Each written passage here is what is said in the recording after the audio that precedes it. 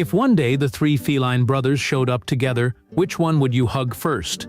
A tattooed little tiger, a permed young lion, or a leopard cub dressed in leopard print?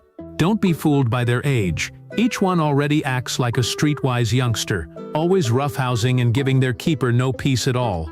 The tiger's favorite thing to do is to grab the little leopard and hold him like a stuffed toy.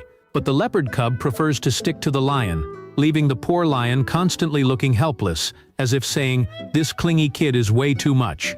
Even funnier, whenever the three brothers are together, the leopard ends up being left out by both older brothers, as if they were born with a bias against leopard print. With nowhere else to go, the leopard cub curls up alone in the corner of the enclosure to nap. Luckily, the keeper dotes on him. In their arms he feels just like a tiny house cat, soft, cuddly, and impossible to put down. No wonder everyone says this little leopard is irresistible. With such cuteness, who could possibly resist?